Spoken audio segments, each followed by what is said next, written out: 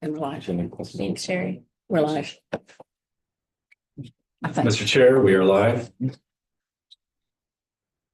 Mr. Chair, we are live.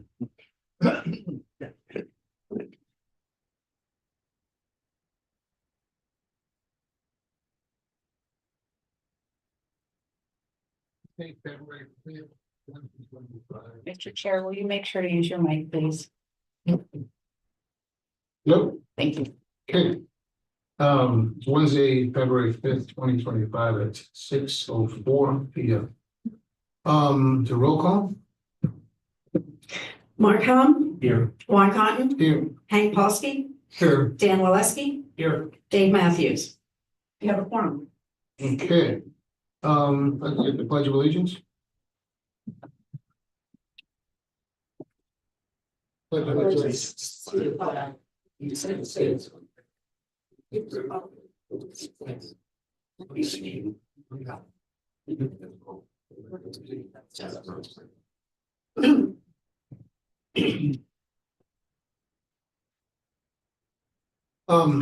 additions, deletions, or any reordering approval of the agenda? No, Mr. Chair. Okay. The minutes from December 2024, regular minutes, we approve those? Second? I'll second. Okay, all in favor? Aye. Thank you. Okay, for the cases, we need to swear in the staff and the applicant. If you're going to speak, you should stand up, swear, right hand. Do you swear to affirm the testimony you give will be the truth, the whole truth, and nothing but the truth? If so, say yes. Yes. Thank you. Thank you. Okay, do we have proof of publication for item, it should be 1 to 4, but I've got, number 1 is AutoZone. For the children, Erie 24 with a -14 and Erie 24 dash. So items for AutoZone and the Erie blankets, the proof of publication is in the packet. For the children did not meet advertising requirements, so they're going to be taken not at this meeting, but at the February 19th meeting. Okay, thank you. So we'll be skipping that. It's not on the agenda. It's not on the agenda, correct? It's up here. Yeah, it's here. It's on proof of publication, but it doesn't appear to be on the new business agenda.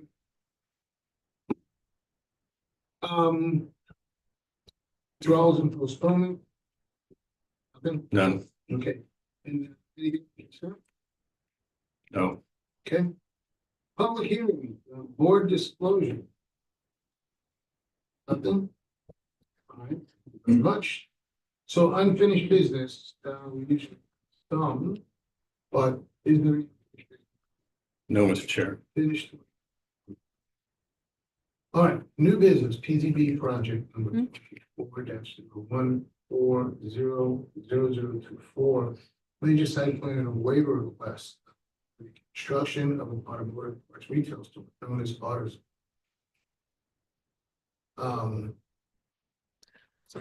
Okay. Staff, would you like to like some AutoZone's doing? Yes, good evening. For the record, Scott Rodriguez with Planning and Zoning. The item before you is a request for consideration of a major site plan to construct a single destination retail use with site improvements and also a street wall waiver. That's to construct a street wall that's in lieu of meeting Bill 2 line requirements.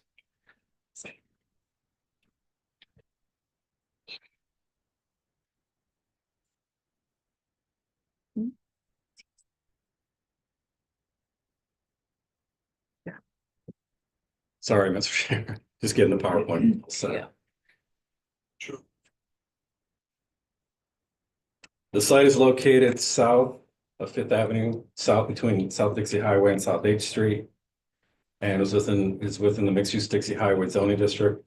The site is comprised of a total of 7 existing lots, with a 10-foot wide city-owned and maintained alley running north-south between the lots.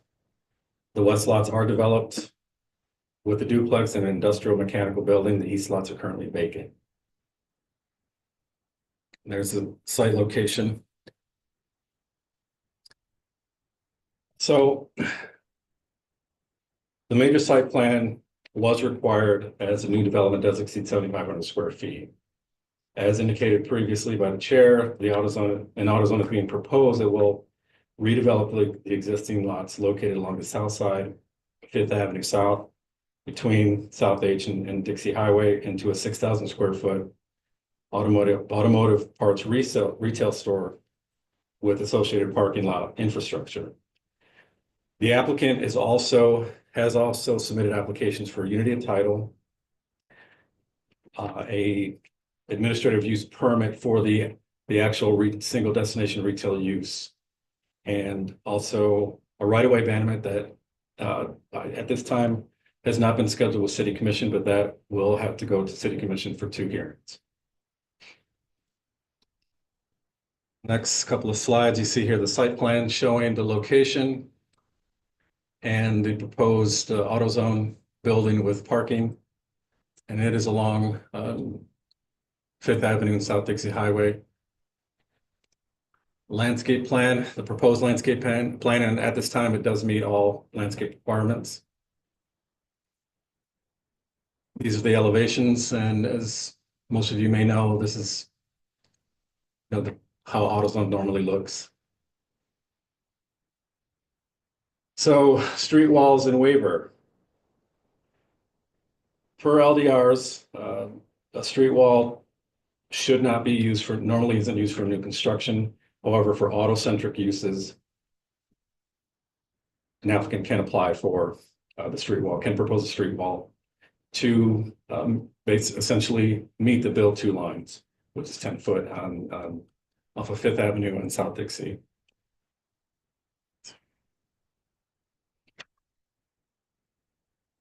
Sorry, just going through this. So a proposed street wall does require a waiver, which does have requirements, and those are identified here. It is limited to certain criteria. A waiver may be requested for certain site development requirements where explicitly allowed, and it does have specific review criteria, including minimizing modifications, no negative impact on neighboring properties, and consistency with the city's comprehensive plan, and avoiding any nonconformity with permitted uses. And typically, variances would be required for sections not clearly allowed through the waiver process, but this does allow it. So just a quick analysis of this. AutoZone is an auto-centric use. Staff did review and approve the street wall design and location, and it does meet waiver criteria, which is addressed in the staff report. So a very zoomed out view of the proposed street wall. You can see that it's fronting Fifth Avenue South with some breaks in the wall, excuse me, that also front South Dixie Highway. And this is a more zoomed in view. I wasn't able to get a more colorful rendering of the proposed street wall. And this is typically what it's going to look like. It does, it's almost a kind of like a pergola style wall with a 3-foot fence that is proposed. Generally compatible with surrounding uses in all mixed use zoning districts. And it is consistent with the comprehensive plan, strategic plan, major thoroughfare design guidelines, waiver criteria, and staff is recommending approval with conditions. And that concludes my presentation, and staff's available for any questions. Does the street wall require a variance? Even though there's a waiver, is there a variance required when you do a street wall? No, this is in lieu of the variance, so the waiver is allowed as a mechanism for the street wall to be proposed.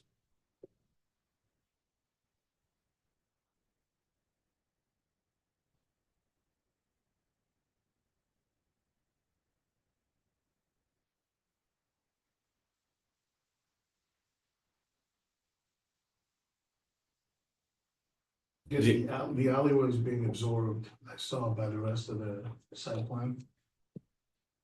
Yes, actually, that's gonna turn into a 15-foot utility easement. There's an existing pole that's gonna remain. And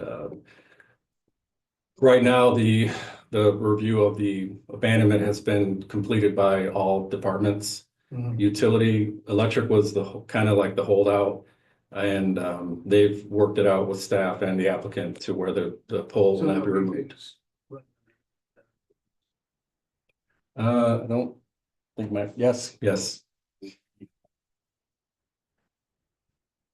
The utility department required the pole to remain.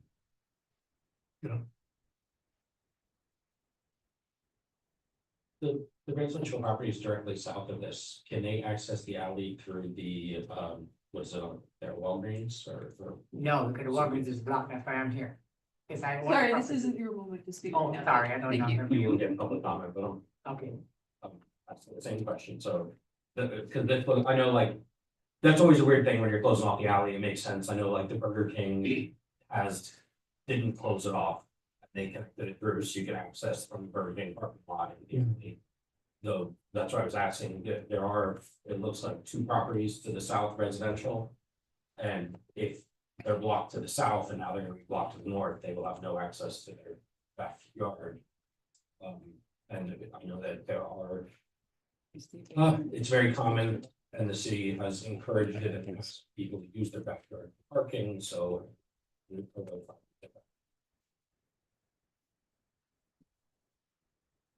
I don't believe the abandonment is for the entire right-of-way alley portion. I think it's just up to the property line that again, the applicant is applying for a unity of title.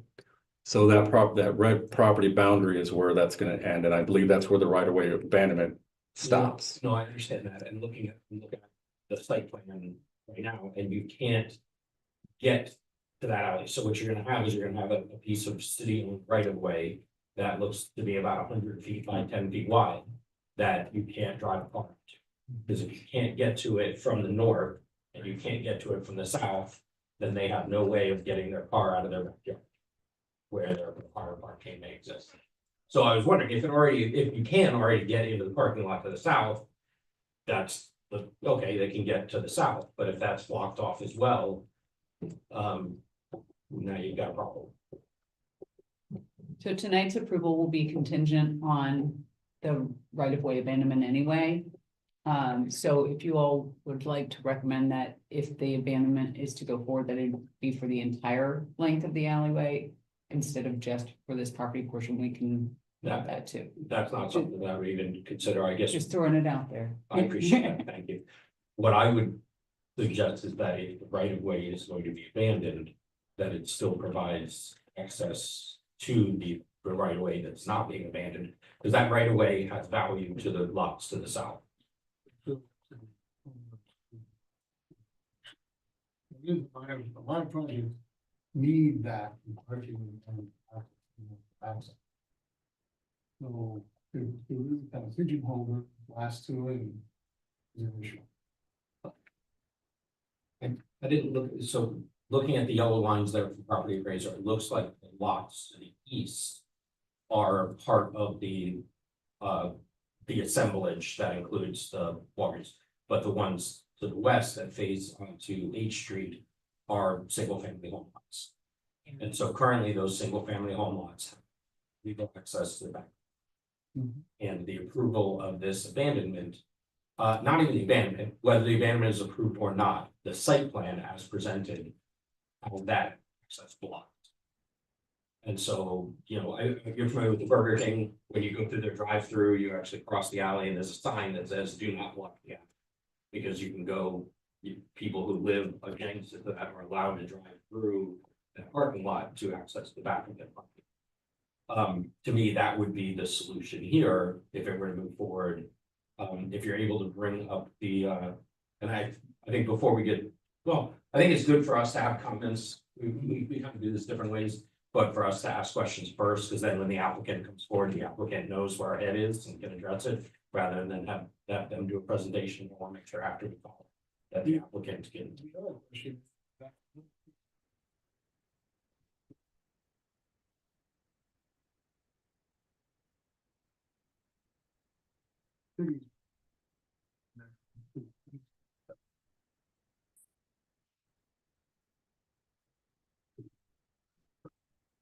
It's just like a dot in the middle.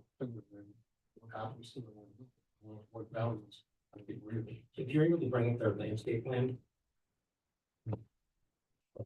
It's here.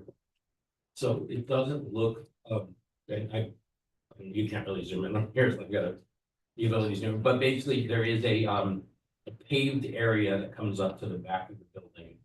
And there's a door there, fire line, electric line, and it looks like it's only about a 10-foot section that would connect that over to the alley. And there's no landscaping proposed in there. It does look like there's a curb there, so you couldn't drive over the curb.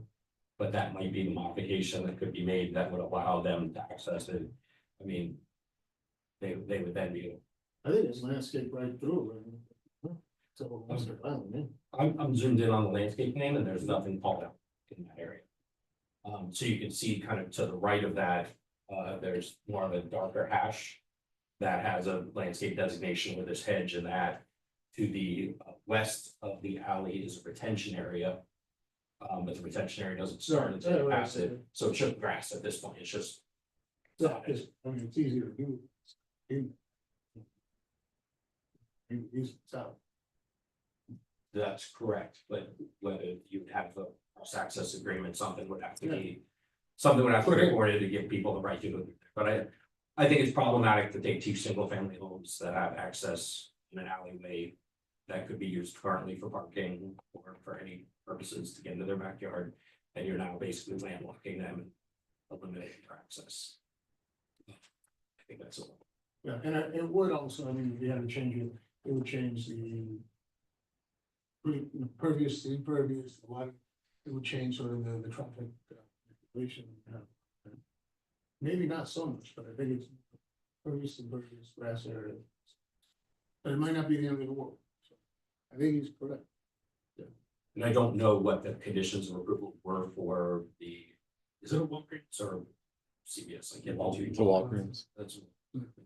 That Walgreens, I don't know if they closed that off and their condition of approval might have required them to maintain access there. When they're, you know.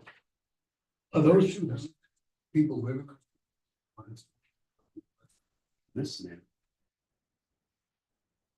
It seems a general automotive repair shop. See the house. Well, with the business fair shop, it will sort of have rights to, okay. Otherwise, I mean, I like that the fence is not fully opaque. When I first saw that and saw the wall there, it looked like a place where, you know, you're gonna have people, you're gonna have an issue with kind of loitering, hiding out behind it all over there. And I think I like that it looks like it's only opaque for the first 3 feet and then it's trellis above. Is that right? Is that what I kind of tell from the detail? Yes. That makes sense to me. So it kind of gives the feel of a larger wall, but it allows the landscape and kind of breeds the transparency. So I think that was a good solution for that. I think what you did with the site wall makes sense. Order. That's all. All right, is the applicant around? Like something. Mistaken. Please. Good evening, Max Kaplan with Thomas Engineering representing AutoZone. Just want to thank staff and the board. It was a very smooth process going back and forth for the whole site plan review. And if there's any concerns about the right of way, I agree with what he was saying about providing a paved opening for access to the south. I think we can make it work. We were kind of reserving that area for more of a back of house loading space, but I mean, it looks like we have plenty of length in there. Yeah, and we'll have a sign, and they only make deliveries once a week, and it's usually early in the morning, so we can coordinate with them, so I believe. Just access. Mhm. But other than that, I mean, if you have any other questions, thank you. Okay, would anybody else like to come and speak? I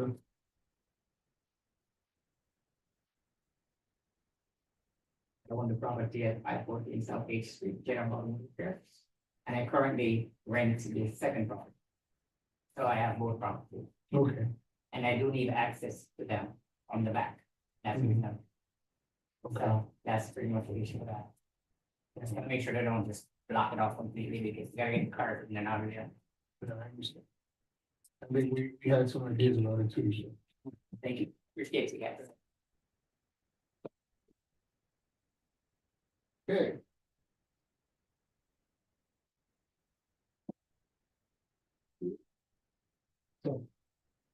So we have, Well, I guess how should we address that? Should we make it?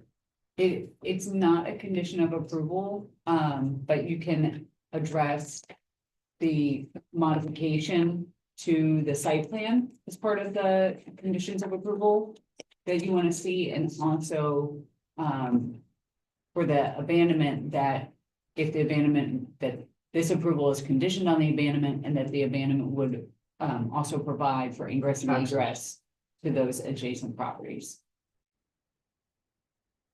Okay, so it's two things. It's one to say that we believe that access needs to be maintained and that if the abandonment occurs, that some. They're gonna have to give a utility easement, and so what you're asking is that there also be an easement for ingress egress for those other Yeah. properties, Okay. so that access isn't lost. your motion,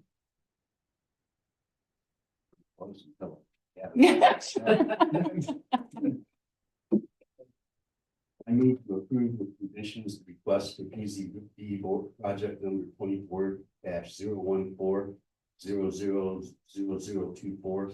Major site plan and waiver based upon the concrete substantial evidence provided in the staff report and in the testimony at the public hearing.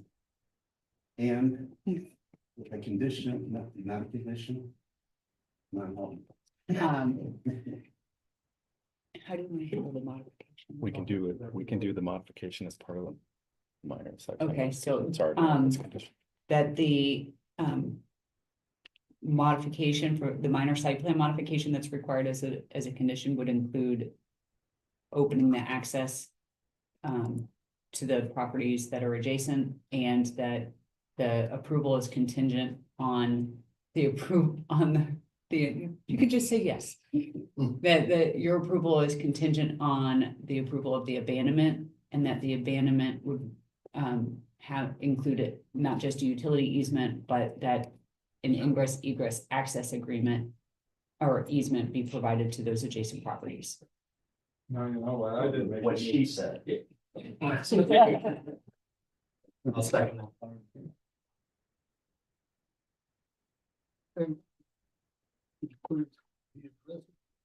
Five 514 H. and I'm not sure. 514.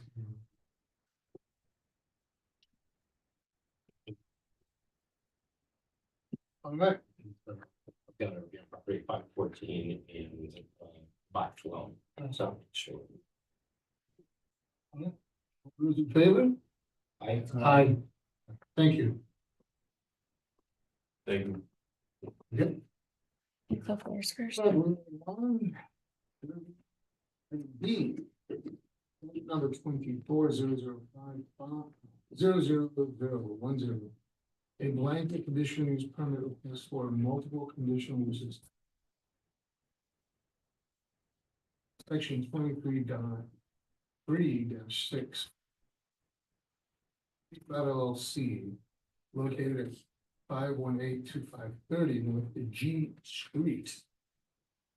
I think these are B and C together. There's two separate ones, owned by the same property owner.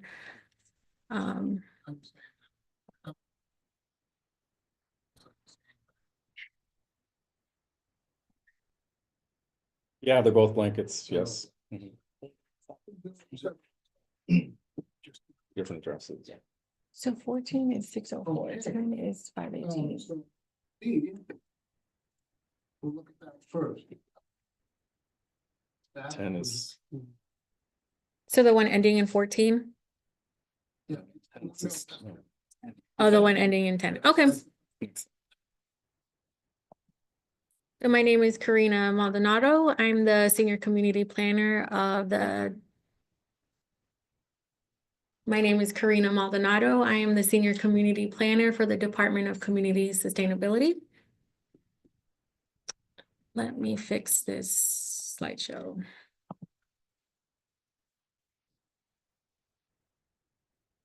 So I'm here to talk about PZB project number 24-005-00010, which is a blanket conditional use request for multiple conditional uses at the properties 518 through 530 North G Street.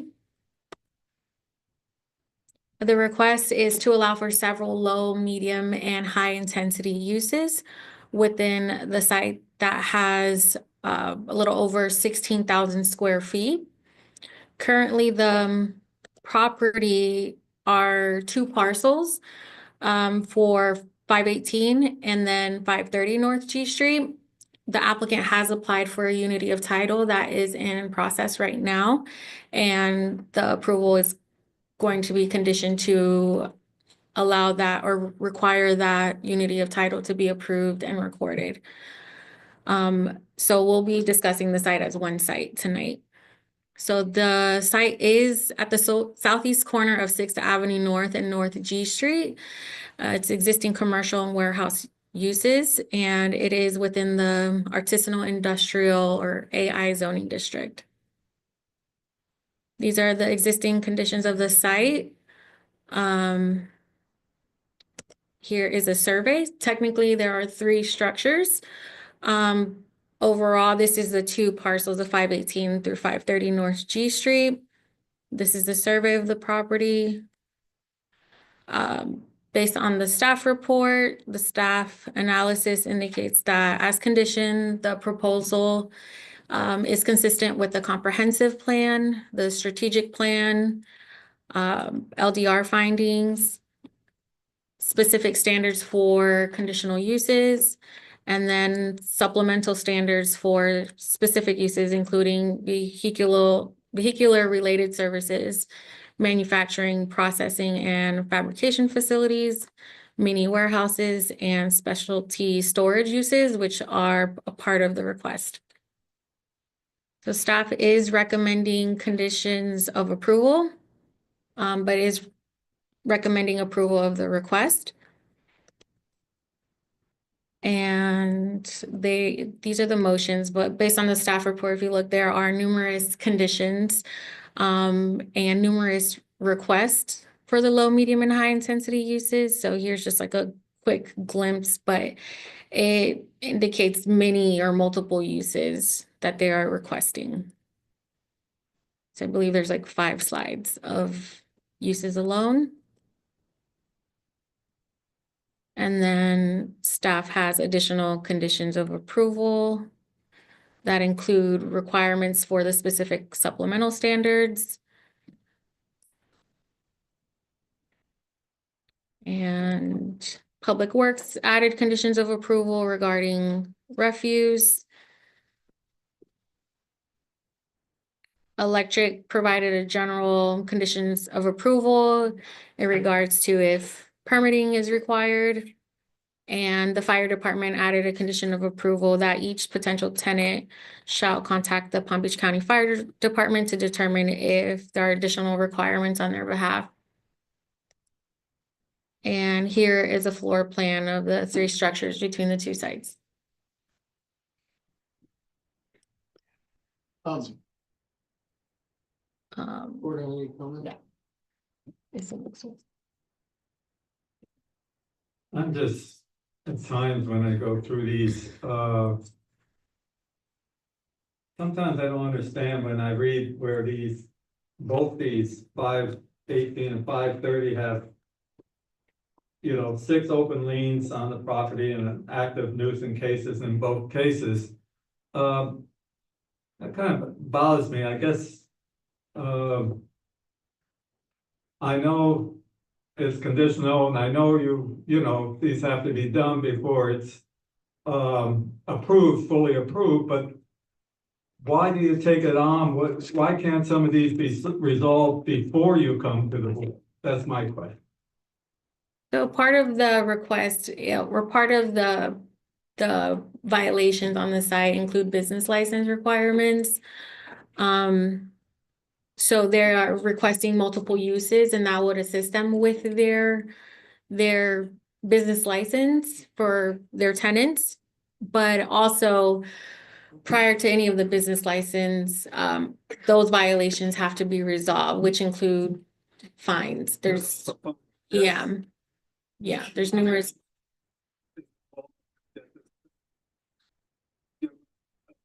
Time to get this paid and the fine settled, that's my question. So where this is, just so you all know, the property owner has been working through the violations for quite some time. And the reason that they're here today is so that they and their tenants can get the business licenses issued for the uses that they have at the property or want at the property. And the business licenses being approved then enables them to close the code cases, then they can pay the fines, and then it all goes away. So they can't do anything with the code cases until they resolve the uses of the property, which is why they're here today. They've So done at- everything else that they can do. So at some point, us as a board don't even know when that'll take place, right? I mean, that's just done by the staff, right? I mean, Many cases will. So maybe Yeah. this is one of their violations that we have. So right. in many cases, they have to go through us. And the resolution of that is like the end of the whole journey there, because they have to pay and all that other stuff, right? You know, I do understand that, that part of it, you know, unfortunately, I guess at times I was on planning board up north for 8 years, and nobody came in front of this board with any type of fine due and so forth. That's where I get a little bit confused. I have something just short to say, it's all about the artisanal district. There's still auto repair that's allowed within this setup. Yes, there's minor auto repair Yeah. would be part of this. And they're subject to these supplemental standards that were written out to. And I find the issue. Several. Very confused as to what they can and can't do within the artistic district. There's this fine line. As to who will get a permit and who won't, what circumstances. And we've had plenty of people come to my office. Can we do it, can we not? Chat, other stuff. But it's fine. It's very hard to define what it is. I know we're trying to change that whole area out to really build it up and everything. But there's a lot of really confused people out there as to what they can have that district. That's a real problem. Yeah, I want to add to that. What I was told when I came into the artisanal district, like 8 years ago, was that if you had an existing auto body shop and they sold and a new business came in, that they could still use that license. But if it's a building right now that does not have a license for automotive or minor or heavy repair, that they can't get a license for that particular building. Is that still the case? Yes, that's still the case. You have to understand that there's code requirements and timing issues related to a previous business versus a new business. So if that time frame has expired with no active business license or no other thresholds for in the non-conformity section, then it's a new business, has to meet all of the current regulations and supplemental regulations. So my question would be for this one, and I'm sorry about that, I came in late. But I'm looking under high intensity where you've got on this one, repair and maintenance major, repair and maintenance minor. If they don't have an existing license now, I would think that needs to be taken out. So repair and maintenance is not vehicular. It's fixing, small things like, washers and dryers, that kind of thing. It's not, and we could probably clarify that in the DO that it's not non-vehicular. Okay, For Thank that, you. yeah. Medium during vehicle service. Yes.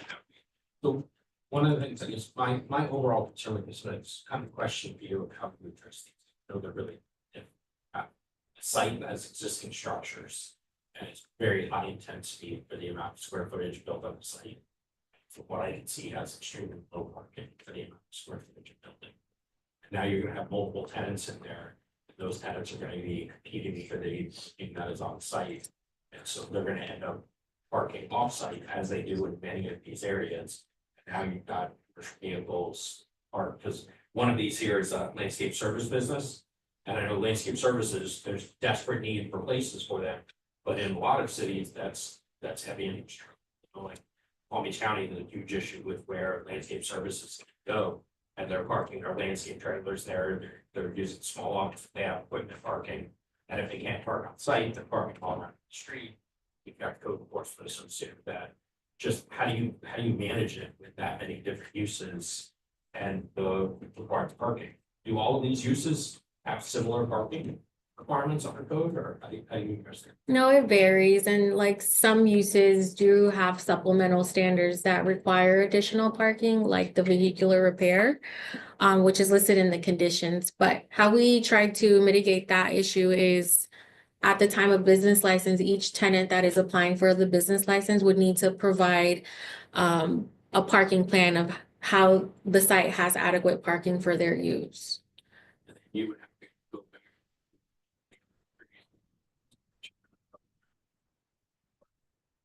How do you- Well, this is a new condition that we've been implementing. We would check the active business licenses that the site has, and each tenant would have to most likely work with the property owner to identify who has an active business license as well, and what parking area they would be using for each tenant and themselves. Look at this. Can you show me where the existing parking? is? Sometimes hard, there's kind of like lines, but the lines don't look big enough for a car to be in. And I'm just going off the aerial photograph. But Oh, you want the photo? This one. I couldn't figure out where parking. It's a tight space, tight Yeah. spot. Cause like where the one truck seems to be parked now is kind of blocking their vehicles. So part of this, I know you have a condition of approval, is they're supposed to submit a minor site plan for their parking.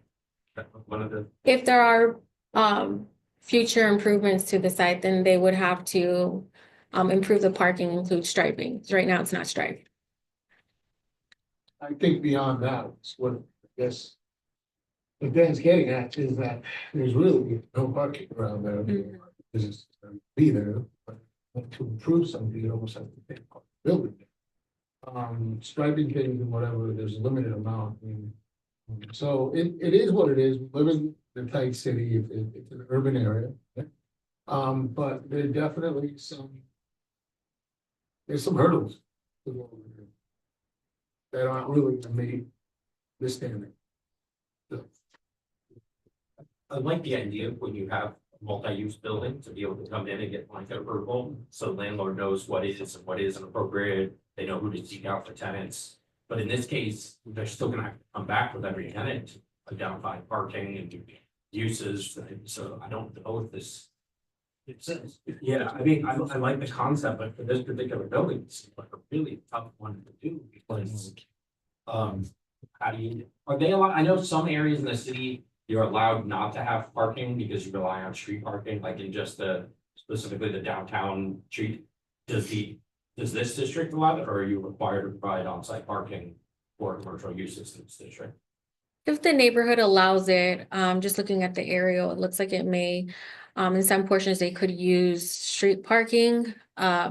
For like a parking data table, if we're looking at the specific numbers, they're only allowed to use up to 50% of their required parking, whatever that number is, on the street.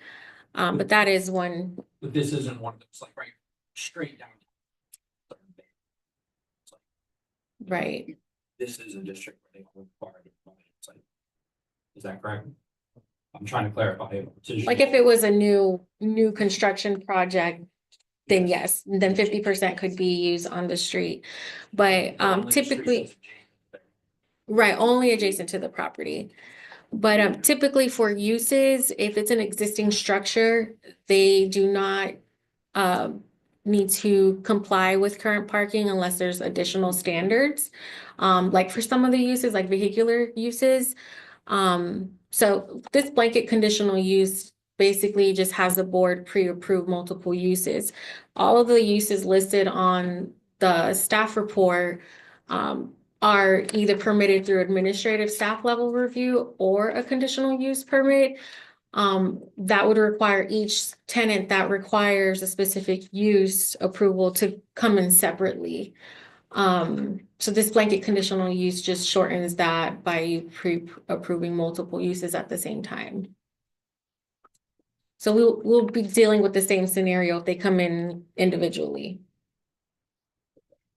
But it's not, this isn't gonna enable things to fall through the cracks where all of a sudden everybody in the neighborhood is screaming their head off because the landlord is successful, leases up all the units, and now there's no parking for 3 blocks around because everybody is parking everywhere else because they don't have parking for their uses on site. So the code does allow for change of use to exempt parking. It's not required if you have an existing use and another use comes in. So this is where the parking plan comes in so we can manage that, and we need to find out how they're going to manage that. But currently the code does have an exemption on a change of use that doesn't require them to have parking. Or to add more parking or to meet parking requirements if it's a change of use. On some of the more intense uses that we've had in previous applications, like a banquet hall or place of worship, we need to understand they're not required to do parking, but we need a parking plan to understand how that's managed. It's the same scenario in this blanket and the next blanket.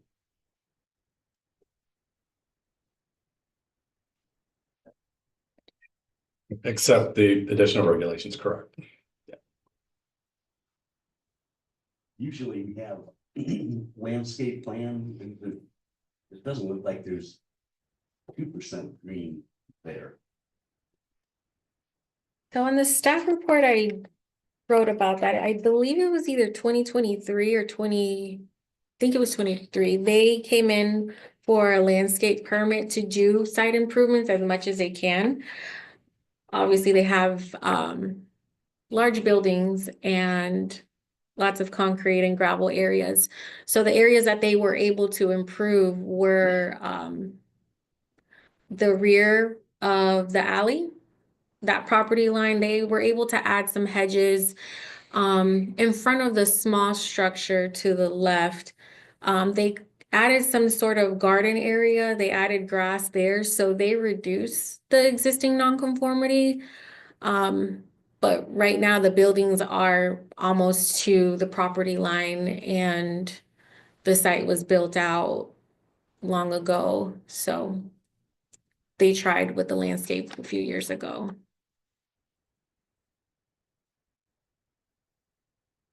I guess all I'm looking for from you guys is you believe that with the existing set of standards that we have, that you will be able to enforce some kind of adequate parking plan on this site to where a blank approval isn't going to negatively impact the entire neighborhood by allowing, having everybody who uses the facility taking up all of the street parking in the surrounding areas. Is that correct? Do you think you can manage that? Yeah, as much as we can. The parking plan is the extra step where it'll be required even when existing staff is no longer there. So in the future, it'll just require planning and zoning or whoever's reviewing that business license to get that extra plan in their hands and review a parking plan.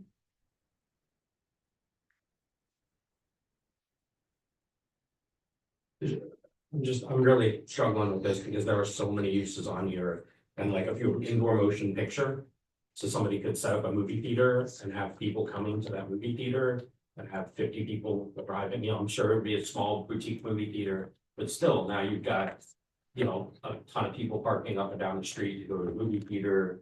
I don't know what dead storage facility is. I've never seen that. Can you- What is dead storage facility? It's the third one under high intensity. We can pull up the definition.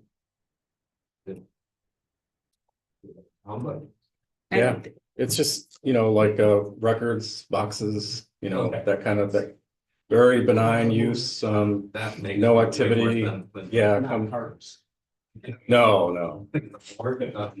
no corpses. But like laundry establishment, I mean, laundries have huge parking requirements. If somebody comes in there and puts in a little mini laundry mat, a neighbor, then now you've got a massive amount of parking for that. These just seem like very disparate uses that all now, how do you manage all of this parking, especially like it has?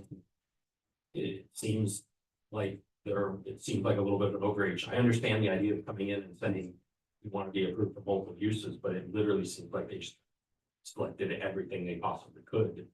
And it doesn't really make sense to me again. So if I can recommend, maybe the applicant can address some of these questions, but also if the board is recommending, we put a lot of uses in there, but some of these uses, all these uses are allowed in the code today.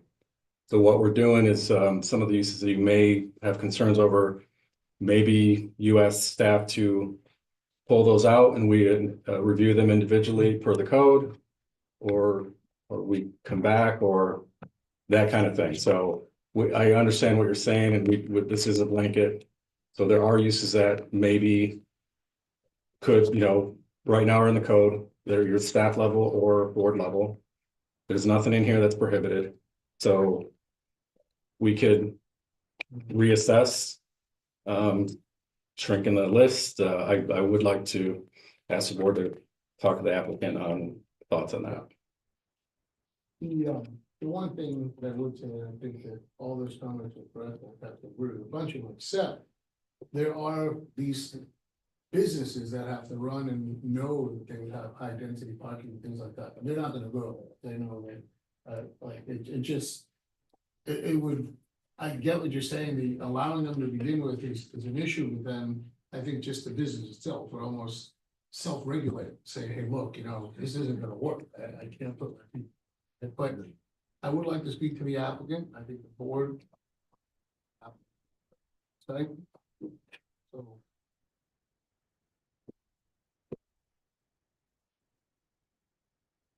I would love to speak to you guys too. There you go. Hello, P and Z board. My name is Dylan Brandenburg on behalf of the Erie Company. I'm a local government attorney myself. I'm usually not on this side of the podium. I'm usually sitting with my PZ people. And you all brought up some really excellent points, and I want to address all of those. I'm just going to start from the top and just talk about why we're here. Why is this requested to begin? And the reason is we want to expand the possibilities of what we could have. We're within the AI zoning district. It is relatively prohibitive. Just to give you guys an idea, within that district, there are 29 permitted uses. There are 184 conditional and administrative uses contemplated in that site. So within the AI district, really only 13% of the possible uses are permitted by right. That makes it difficult for us as a building site owner to bring in potential tenants, a potential business that wants to come in. Say, hey, I'm interested in your site, looking to maybe come to Lake Worth Beach. Can I have my millwork studio? Fortunately, we have to say, we would love to have you. We'd love to execute a 1 or 2 year lease with you. Fortunately, that is a conditional use within the city of Lake Worth Beach. If you wanted to come and use our site, you're first gonna have to submit an application, wait a month, go in front of the planning and zoning board, get that conditional approval until you can get into the site, get the business license, and have that kitchen millwork studio. That may take you 4 months. It might take you, and so what happens in that situation is the tenant goes, no way, I'm bringing my business here. I can't do that, I'm not gonna wait around 4 months, I'm gonna go look at West Palm, or I'm gonna look somewhere else that has a site that I can move into within a couple of weeks. And that's really the reason. is we're just trying to expand what is possible at this site from the 29 allowed uses, something a little bit more. Actually, you might be right. I had a couple hearings there. You might be right. I want to. And before I kind of skipped my little intro bit, you guys all asked such great questions, I wanted to get immediately to addressing them. I just wanted to thank staff too. Scott's been great, Karina's been great to work with. I wanted to address the points you guys brought up. You, sir, brought up an excellent one about the code enforcement issue. I would have concern if an application came in front of me, and it's got a bunch of code violations on it. We've been working on this site for 2 years, bringing it. We had probably at least 10 violations on this property and the adjacent one that you're gonna hear now. And it has been a long process of bringing it to code. We are basically down to 2 or 3. And to answer your question, why is this in front of you when it has code violations? We need your approval for this use to resolve our 2 remaining code violations. I'm hopeful that with your approval this evening, once we get those business licenses, which we need and can't get right now, that we can have the remaining violations closed out and the liens resolved, God willing, within the next 2 weeks. So, all for that. what's that? I said I would be. Of course, we want to resolve it, and I mean, Elizabeth knows how often I have been in here in front of your magistrate, working with the department to try and resolve the issue. So again, to answer your question, why are there code violations? Why are we here? We need this approval to close out the code. I wanted to address parking. So you brought up an excellent point, sir. You know, is this gonna get filled out with these new uses? It's gonna blow up the neighborhood. Are there gonna be tons of new cars here? The answer is these are small bays. We're talking maybe 1-2 people per use in there. There is parking. Each bay does have parking situated behind it, and there is on-street parking along North G Street and the other arterial streets. But to answer the question, most of these units are already leased, right? So it's not a situation where, you know, we're gonna get a ton of new tenants in, it's gonna be a huge influx of cars and vehicles. What we're asking for really isn't changing the parking intensity. Now, I want to address what you also brought up, which is why in the world are we have a movie theater and a laundry here? Those are both intensive uses. We agree. And in fact, if you want to condition or suggest that those 2 uses be removed from tonight's approval, that is fine with us. What we're really after is and what I spoke about earlier is just increasing what is possibly allowed. So within the AI district, just to give you an example, a couple of those 29 permitted uses, 3 of those are museum, ice cream shop, and I want to some other, I can't even remember it off the top of my head right now. We are far more likely to get someone who wants to come in and do repair and maintenance, someone who wants to do storage, someone who wants to do kitchen millwork design, someone who wants to use a building construction trade store, then someone who wants to come in the site and put in a museum. And that's why we're here today, is because we want the ability to say yes if someone wants to use that site. Lastly, you brought up the landscape plan. We have very limited capability at this site because it's very built down, as is already stated.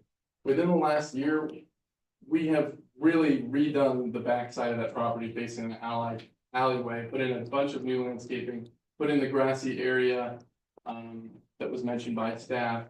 And we actually just filed a landscape permit for 604, the next site that you're going to consider, to take care of some landscaping requests that staff asked us. So it is very limited in what we can do as far as landscaping. But we have gone out of our way over the last year or 2 in reducing that non-conformity as best we can. So that is why we're in front of you. It's simply to increase what is possible here, what businesses could go here outside of those 29 groups. bringing some consistency to the area so we can say to people, this is what's allowed here. You have a lot more, a lot more availability for a local business to say, okay, I can set up shop here, I can. That is what we were asking you today. I'd be happy to answer any questions that you have, or if I didn't address the point that you brought up, happy to do so now. I'm joined with the property owner, Mark, who's with us here tonight as well. Sure, he'd be happy to answer it. The first question is your parking. Do you have a current parking, like right now? I know you do have parking adjacent. Does each person have designated parking, street parking? How do you manage parking for your existing tenants? So they are, each bay has assigned the spaces in the back. Yes. It looks like, just looking at the two white vehicles all the way to the left of that, it does look like one can't back up with the other one parked there. Does everybody kind of get along and? I their vehicles? will say this picture does not quite do it justice. It is not by any means a large area, but it is a little bit more open than what you would see garner from looking at this site. There is not really like a maneuverability issue. There are corridors in which a vehicle can travel and get. And the bays, finally got the bay, are these bays, those type of bays with roll up doors where people would bring vehicles inside, or? So a couple of them do have, traditional roll up. Others, have been, I would say, refurbished over the last several years. It's more of a traditional office type space with a front door, and a very nice redone interior that you might be able to go office space, maybe waiting. Parking on G. There's parking on. Even those lots, I mean, Across the way. Yeah, but that's separate property, right? It is a separate property owned by the same property owner. It has a vested use as a storage. And then just to the north of that is. And people can park. Right now, is there any auto repair or auto painting there? There are 3 auto repair uses at the site.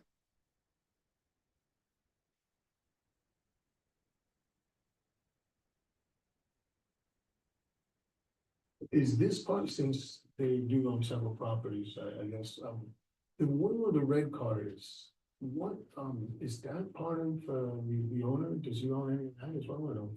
Red car. No, we were talking about Yes, that should be, yeah. That's what you're gonna be considering next. So there is parking there, and is that exclusively for the other side, or? It's, I believe it is 604. That, the next building across the street, 604, which is in front of you. Then, yeah, that parking with a red car is exclusive. It's an odd parking layout, because it's got the angle, the straight ones, it's like, I don't know which one to do, but yeah. It's- So in addition to the use that I said, the laundry and the movie theater, which is seen in terms of managing their parking. And specific context need parking distance. I mean, I love the idea of there being a small little movie theater there, but it just doesn't like. You don't have room to park it, it doesn't make sense. Or having room. So the other two that I get the kind of my questions, because right, you've got a lot of, overall on your site, you got a lot of building. So some of the uses like the small type scale manufacturing, millwork, things like that, where you're gonna have a big table saw, you're gonna have a guy making cabinetry, anything like that makes perfect sense for it. But things like landscape services doesn't to me, because landscape services, they don't need a big building, they need a parking lot. Are you okay with, because to me, that's one of the ones that is in desperate need. And in terms of the self-regulation, I know for a fact there are a lot of guys who are looking for space for landscape services. And they don't care, they're just looking for a place to be able to hang their shingle, and if your zoning allows for it, they'll come in and do that, and then you're gonna have, landscaping trucks parked up and down the street with the trailers on them. It's a great question. To answer it, remember, these are small bays. We would not be catering to some, large scale landscaping services. We'd be catering to the sole proprietor who has a single truck who wants to do. Get the 20-foot trailer, and he needs a place to park that overnight, he just needs a building for it, and now you've got a truck parked out on street parking in residential, well, in artisanal industrial, but now, that's not allowed, correct? They're not allowed to park commercial vehicles overnight on the street in, regardless of the district. No, no, They're not, but, IPOC only. but. Not on the I don't know street. Not on the where street. Any landscape services company. Now, that doesn't mean that they would not 100% find these park legally, because they don't have a lot of options out there. And to that concern, one of the conditions associated with this contemplated approval is that when a new business comes in, they have to prove they meet those requirements. And it would have to go through your staff and they'd have to say, okay, what we don't want to do is every single time we get a new tenant. Not that I don't like you guys and don't want to see you, but I don't want you to have to see me every single tenant comes. It's an argument, and if the staff is comfortable with that, that's certainly a problem with it. Okay, so I'm comfortable. I like the idea of approving the local uses. I like making things easier on staff, easier on applicants, easier on businesses. I'm concerned with parking, but I think we can find it out forward. are we removing some uses? I mean, well, we can make a motion, but I would really recommend removing the laundry establishment. The Can we, movie theater. can we just go by intensity, and what uses in medium, under medium intensity? Laundry actually under low intensity, which is weird, because you got dry cleaning, so I understand dry cleaning can be low intensity. But I don't, it just says laundry establishment. So Okay, so laundry establishment under low and medium, remove, correct? Yeah. Dylan? Okay. All right, So that's the high intensity. Indoor motion. indoor motion picture, high intensity.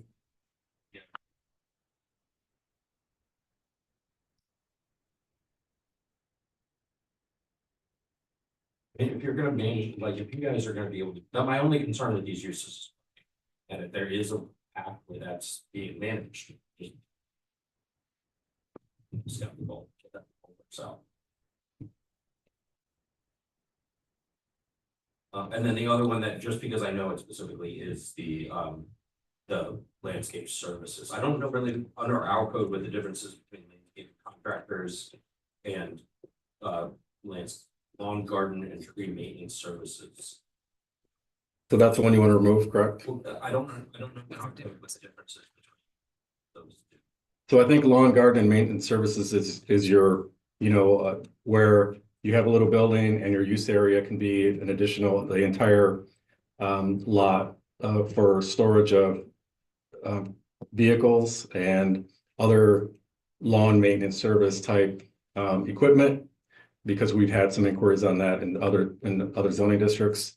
To me, the lawn cut, and we'd have to confirm the definition of this, but that's typically how where that's been landing. That's like probably what you're thinking, the more industrial type. Parking use. Yeah, outdoor storage of equipment, little small office. So that's generally where that lands. Landscape contractor, more of an office type,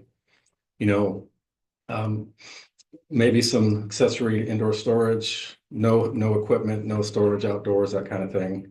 Okay, then it'd be the one with the storage, the one with all the outdoor. stuff. It's just, I don't think they would ever find a tenant, or I'm just concerned because I know there's such a demand for that space, and if we can find a space for them, it's great, but it'd be artisanal, like in cases. And then I think we have some public comment. Okay, anything else from, Thank you, board members. thank you. Okay, we'd like a little bit of public comment. Yeah.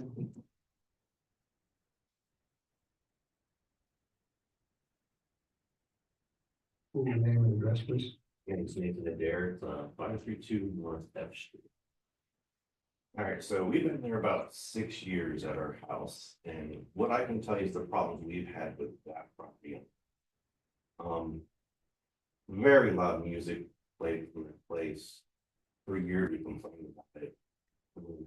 Here in a few years, quiet it down a lot for the music, but I avoid it altogether. It is basically a one-way street with all the cars that are already at place.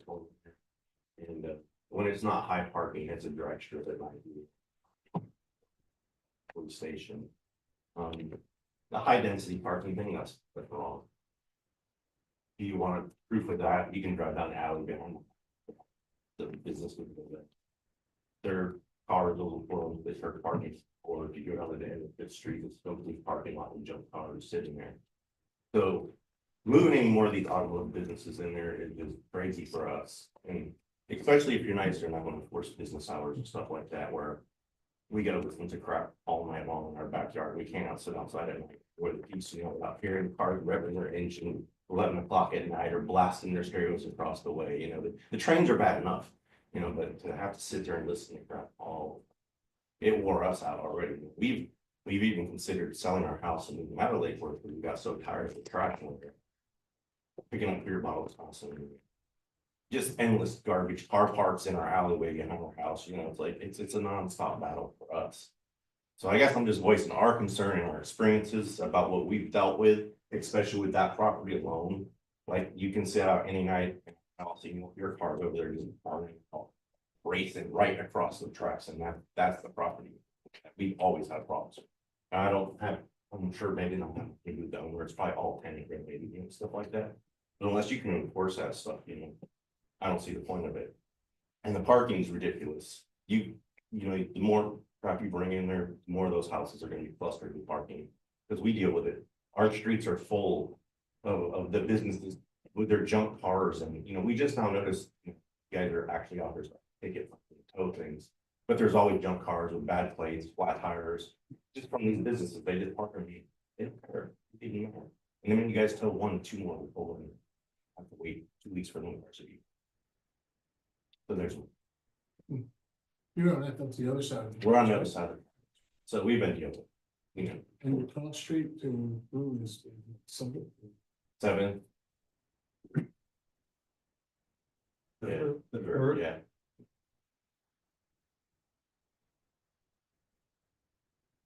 Thank you. Okay.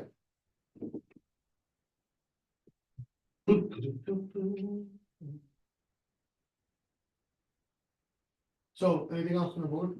Yeah, I just have another question for the city. How do you distinguish between a minor and a major shop? That is in the code. It's defined on what is minor versus major typically. When you're talking about engine, like full engine repair, this is an example, that's major. So there are thresholds, and it's well defined. So, we do, if we have a minor come in, we do prohibit any work on major type work that is enforced, generally is enforced by code compliance, but it is defined in the code.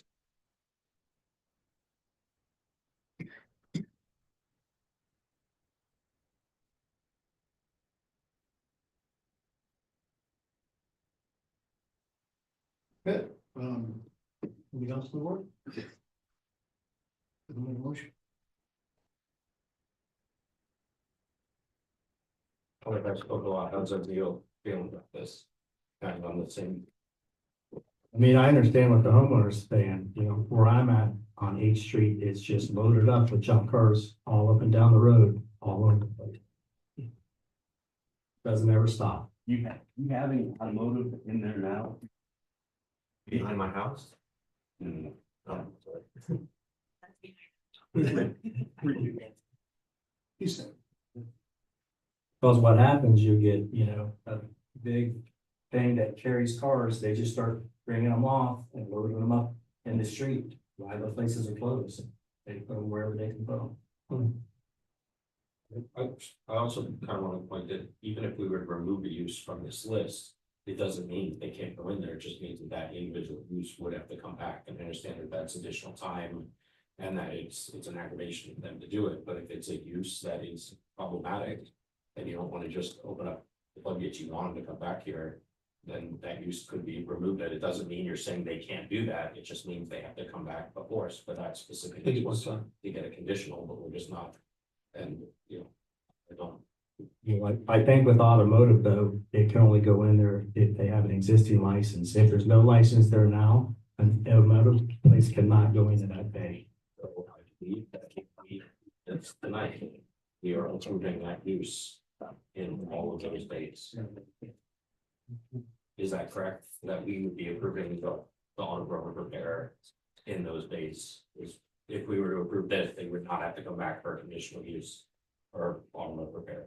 Well, they're most likely legal non-conforming uses at this time. So anything that's new would be subject to the regulations, current regulations.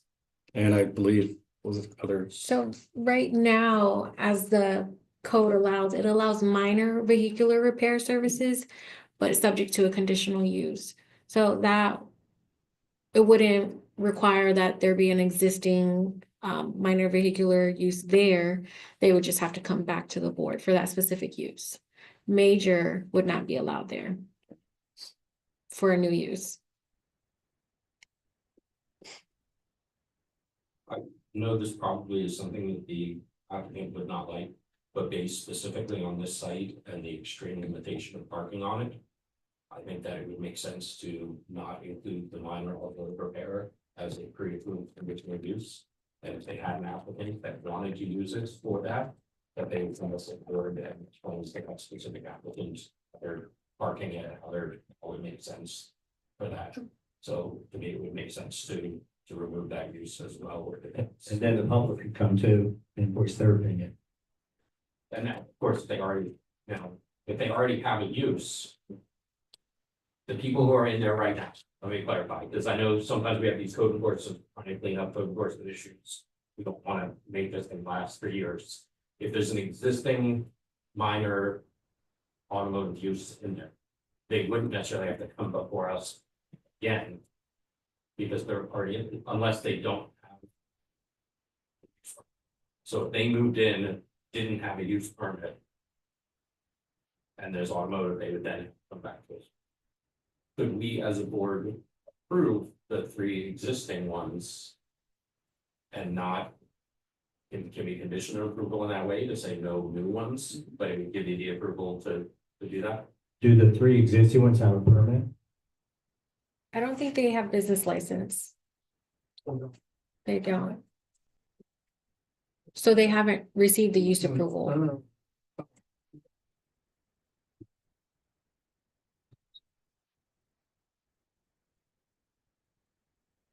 Thank you.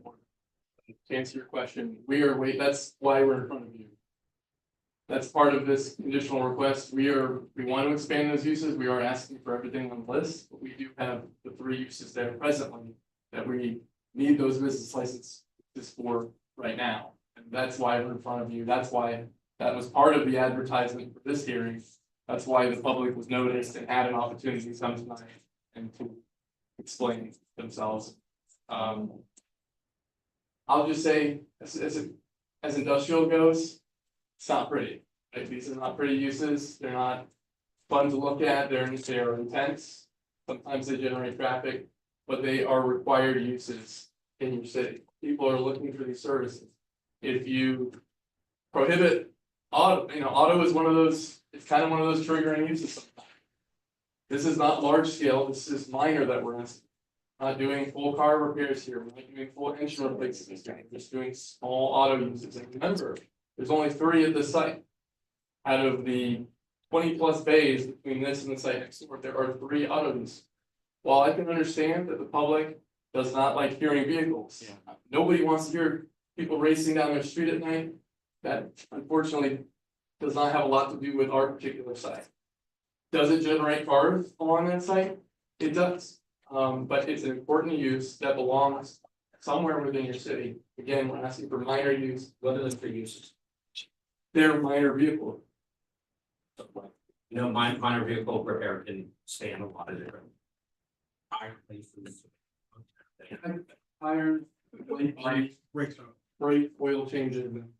And they don't, none of their because I know we have had people come before us before, specifically for this use. And there was a lot of conditions that you guys had as part of that. And they you wanted to know where custom vehicles were parked, there had to be screening for those vehicles, there were requirements for overnight parking. And we're now approving those uses without any of that information, it seems. And not just approving them for the 3, but allowing other bays to get into those uses. And I guess I have without kind of that information, and I agree, the automotive use is essential in the game, but the property has to do it. If you have nowhere to park, you know, assuming those are probably the bays with roll-up doors, because they're bringing vehicles to work on. But are they parking vehicles on the street because they, are, waiting on parks, and so the vehicle parks out on the street while they're waiting on it? Those are the things that the city is trying to address. Because they're not allowed to do that. They need to have someplace on site to park. I'm looking at that, but confirmation, they're Yeah. not allowed to park vehicles that they're working on outside on the street.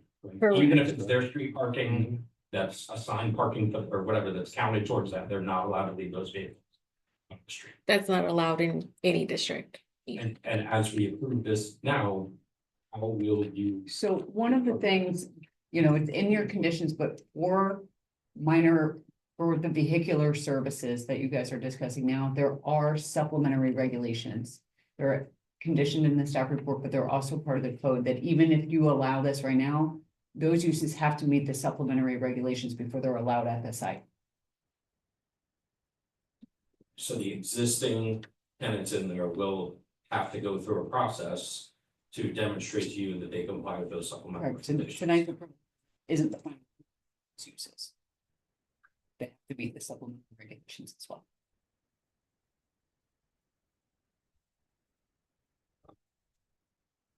My thought on it, gentlemen, is that we approve the 3 existing. I don't want to see somebody necessarily get evicted from the property, as long as they do meet all of these regulations. But it doesn't really make sense to me that for a site that has this little ban on this site, so I would. It seemed like I got a nod from the city attorney, but I just want to make sure that we could say, but any future minor vehicle repair would have to. There'll be a conditional use.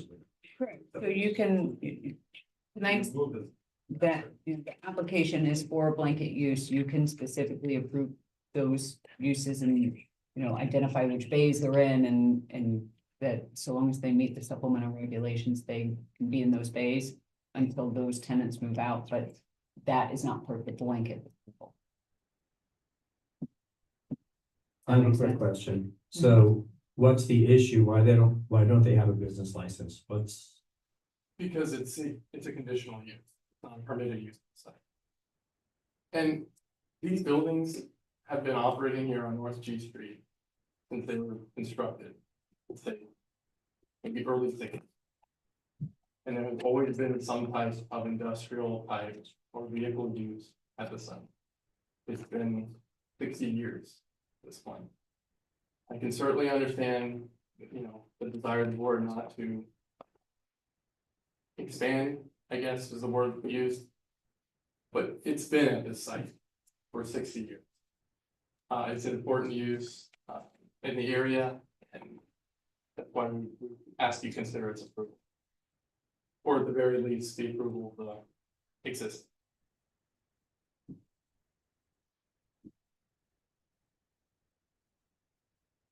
Limit the hours of operation too.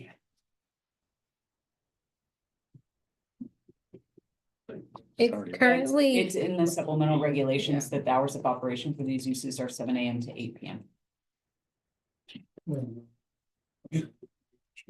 Shut the lights. I do agree that, the people that are there should not be penalized, because I guess they've been there for quite a long time, we're saying. But that doesn't mean that we have to agree to let other people in the future do the same. So I would move to reject the auto repair, minor or major in the future, okay? And leave these 3 people to be the last of the Mohicans that can, do this type of thing. Okay. I agree. And I'm not saying, I mean, No, I'm a no, little bit it's- more open where I'm not saying we shut the door, I'm just saying if somebody else comes in and they're a, you know, a custom Harley guy and he does automotive stuff and you wanna come in for a site plan and you're like, hey, he's got room to park 7 motorcycles in here and he custom builds them, we can still approve that, but that's a conditional use that you would have to come Not on the with. That sort of thing, so. Okay, I'm ready to make a motion. So.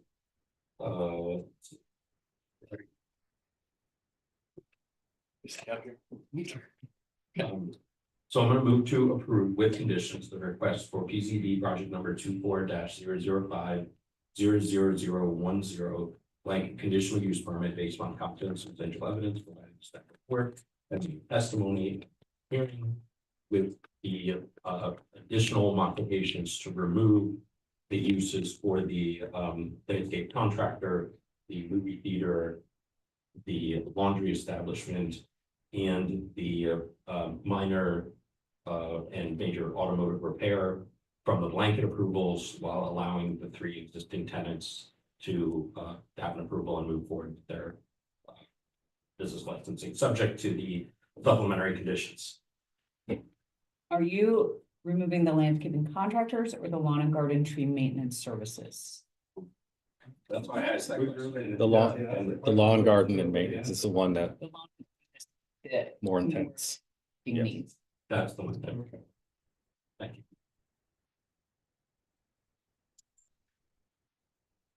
I'll second that motion. Okay, all in favor? Aye, Aye. thank you. Thank you, board. Thank you. Thinking, Yeah, the next,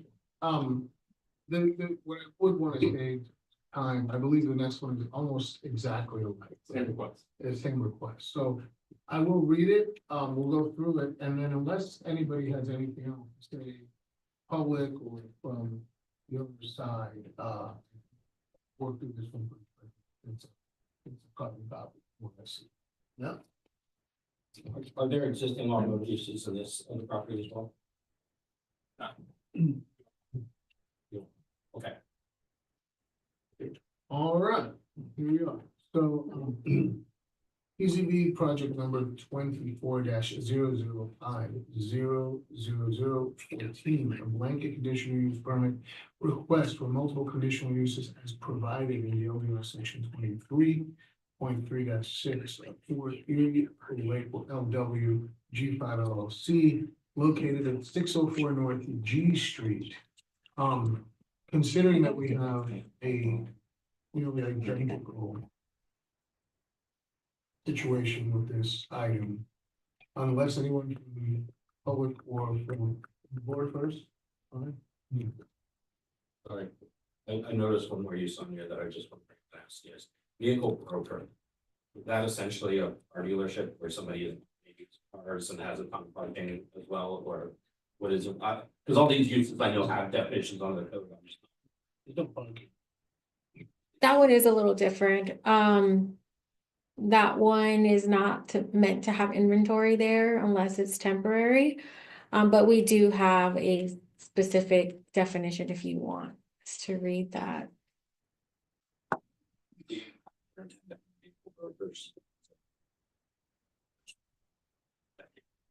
So we're removing that one. Yeah. Nowadays, it's only one. But they.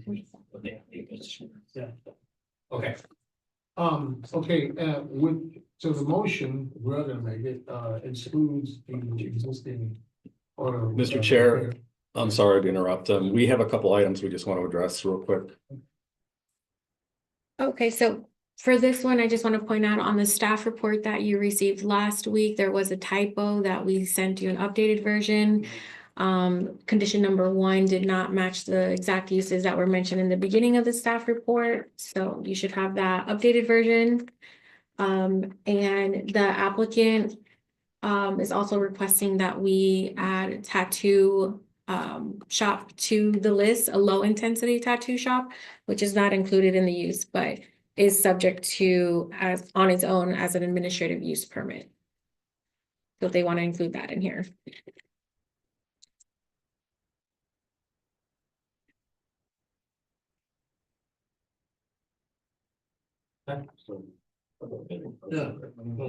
So I'll move to approve with conditions, or do we have any public comments on this one? No, okay. Then I move to approve with conditions, PPP project number 24-005-00014, blanket conditional use permit based on the competent and substantial evidence provided in the staff report and then testimony at the public hearing. With the, I'm gonna get the same conditions, so we prior one also this. And the tattoo Can we shop just go is- ahead and list them separately, please? Sure. Okay, so it was again the. Would be the laundry establishment, the movie theater, the landscape, sorry, lawn, garden and tree maintenance services, and the automotive repair minor as well as major, which I don't think major is on here, but minor. No. And then also the broker, the automotive broker. You saw that there's a lot of them under the. That says, vehicle or boat broker without outdoor storage.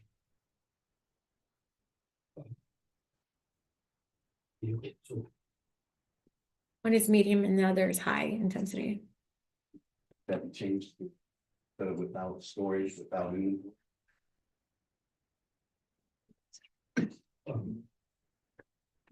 I would, unless there's a specific reason, remove that one as well. It might be an office use, like what we're talking on the phone, but no inventory on site now. Online sales. I can read the definition if you want. Sure. So it's a vehicle broker is an office used primarily engaged in brokering the retailing, leasing, or wholesaling of new or used automobiles, motorcycles, boats, recreational vehicles, and light trucks, such as passenger and cargo vans for utility vehicles. Broker activities include but are not limited to the following: researching and locating a desired vehicle or buyer, price negotiations, processing the transactions, including securing the necessary financing and arranging vehicle delivery. This use does not include on-site vehicle inventories. If vehicles are temporarily stored on-site during the transaction, all vehicles must be stored indoors. Okay. On medium and high, Yeah, if it requires you, okay. you would verify that. They get the license, but they'd have to- Oh, yeah. Okay. And you were adding tattoo parlor Yes. Sir. to low Low. intensity. Okay. Yeah. Second. Okay, all in favor? Aye. All right, thank you very much. Take the board on. Thank you. Good luck. Thanks. All right, planning issues. Yes. Oh, boy. Brief, promise. February 19th, we are scheduled for the children item that was listed under the publication today. It does appear that we have quorum, so that's going to be happening. We're also going to do variance training on that scheduled day. We may also, pending Historic Preservation Board members' participation, we may have a joint meeting with that board for the variance training. Regardless, this board was going to hear the variance training, and we may include Historic. And joint meeting on March 19th for the open space and rec, bless you, master plan. That is going to be, I believe, spearheaded by staff and Chenmore consultant. When is that? March 19th. March 19th.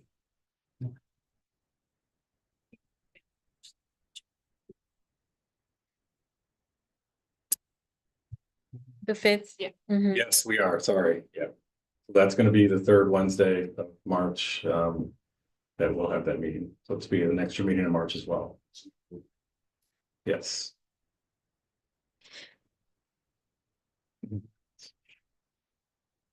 We have, what about?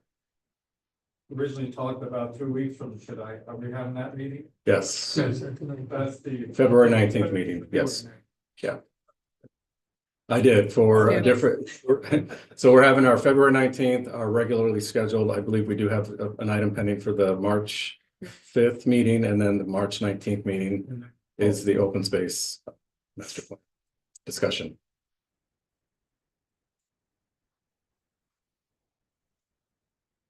Okay.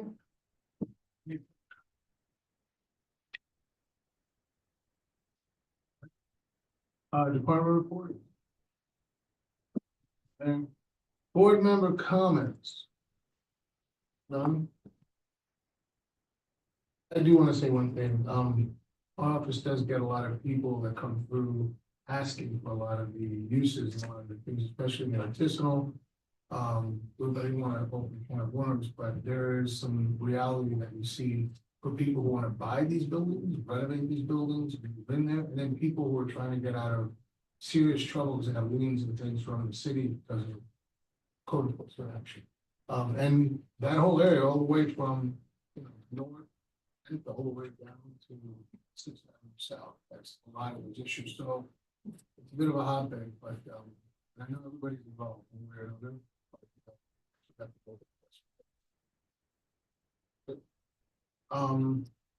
I guess we're adjourned.